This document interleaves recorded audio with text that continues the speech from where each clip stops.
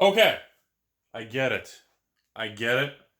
War of the Spark is hitting about $120 a box for the regular booster box on eBay. I get it. Rudy! TCG player is hitting $110 a box for War of the... I get it. Seriously, everybody. Like, the amount of emotional decision making right now is absurd. It's the most beautifully orchestrated thing. I mean, Wizards and Hasbro released a Magic set. It's not even limited. It's a standard set. It's a standard set, everybody. And the prices are just pushing up and up. And people, when I'm getting messages from patrons saying, Rudy, I drove around. I know you're not offering War of the Spark right now. I drove around. I started buying out all the local stores in my area. I've been buying them for $110 to $150 a box right now. What? Why? What are you doing? What is going... Well, Rudy, have you seen eBay? They're at $120. And they're climbing. TCG players pushing $110. It's going higher, baby. It's going... Okay. Look. It's a standard Magic box, everybody. I know it's a good set. I acknowledge that. I'm not saying anything negative about the set. These regular booster boxes, it's strictly a supply and demand economic scenario that if you went to any form of real education or school or anything, not like someone like me who was a dropout in my parents' basement, you would realize that this is simply a lack of supply. There's just, we're in the allocation window. I've been through this conversation with many of you guys who've been watching the channel for many years. You understand that the last time we had something this dramatically skewed was Dominaria. Well, here we are. So every time I say that, people say, well, Rudy, Dominaria, went out of print early. They ran out of boxes. They didn't want to do another print run because it was towards the end of the cycle. It just disappeared early. Even you didn't get... I know. I've got like 6 boxes. I know. Even you weren't prepared. This is going to be the next Dominaria. This is going to catch everyone by... War of the Spark is going to go out... Dude, War of the Spark is not going out of print in the next 30 days, people. Like, what is going on here? Who is... well, Rudy, your information's all made up and fake. Okay. We'll continue to just assume all my information is fake. But the reality is, Wizards is not going to just cut off War of the Spark at the beginning of the release and lose out on literally millions and millions of dollars for a standard product that's going to be standard legal for at least the next 12 months. I mean, maybe, what was it, 18 to 20 months, whatever the exact cycle and the fall-off date is. This is a little absurd, everyone. The amount of emotional decision-making is disturbing. It's just straight up disturbing.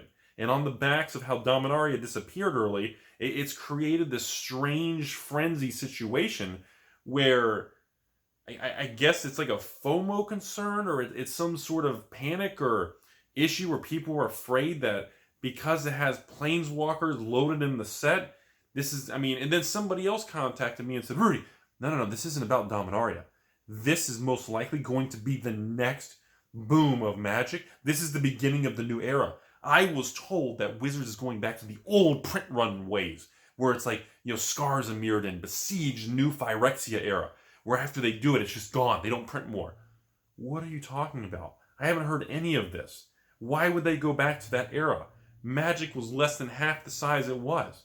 The demand was less than half of what it is.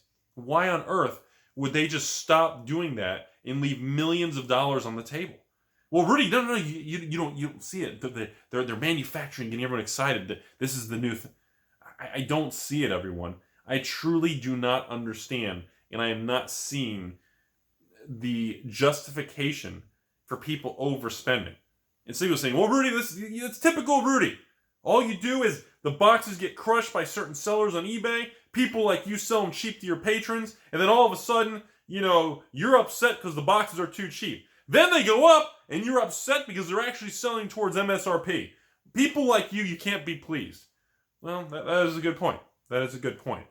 But at the end of the day, when distributors are selling 99% of Magic stores, unless you're Channel Snowflake or very special, really cool stuff, or maybe really awesome things, or maybe like the card kingdom castles that float by and shoot the channel snowballs, unless you're one of the big boys, most stores are actually paying between about, I would say, $78 to $84 a booster box. So that's pretty much the floor of any Magic product, because at the end of the day, most people who hold large positions, they're not going to, even if the product doesn't go up in price, they're not going to unload the product at huge losses, which creates that kind of artificial pseudo floor pricing in the world of Magic on the standard booster boxes. This does not apply to fat packs and other non-mainstream products. Remember, booster box is the cornerstone of the market for Magic. Always remember that. So I gotta make this video, because when we're looking at 2 weeks into release, okay, and I see people talking about going around paying 120s to 150s over MSRP for a standard product that's not limited at the beginning, when we all know what's going to happen over the next 3 months, I assure you, with a 99% certainty, hey, you know what? Maybe I'll be wrong. Maybe we'll have that 1% black swan event. But chances are, statistically speaking, the trend is our friend. And again, until the end, around the bend, crap ain't going to change. And as of right now, the trend is stating to me that it's going to be the same thing as Dominaria, same thing as Guild, same thing as Allegiance, same thing as Core 19. Wait, is Core 19, is that a thing? I think it's a thing. Is that a thing? Bill, does anybody buy it? Some people buy that. You know, I just don't, I just don't see, I don't see what the issue is here. I don't see the panic in the reasoning. It's almost like this is, like the hype is almost like justification to overspend on a product. Like, why should you pay that much for a box? I just don't get it. Because what I see happening is the same thing as every other standard product. You know, we have the expected value hanging out at what, 119 to 120s? Let's call it 110 to 130, bouncing around, depending how good or bad your box is. So average range 110 to 130. It's high. Not going to lie to you guys. I'm not going to BS to any of you guys or any of you 3.69% women. It is what it is. That is what the number is. If you buy a case of War of the Spark, even if you pay $100 a piece, odds are you're going to open those boxes and you're not going to lose money. So people say, well, Rudy, in like a month from now, when people like you and some other stores start getting pallets of War of the Spark, and you start pumping it out for $79 a box, what's that going to do?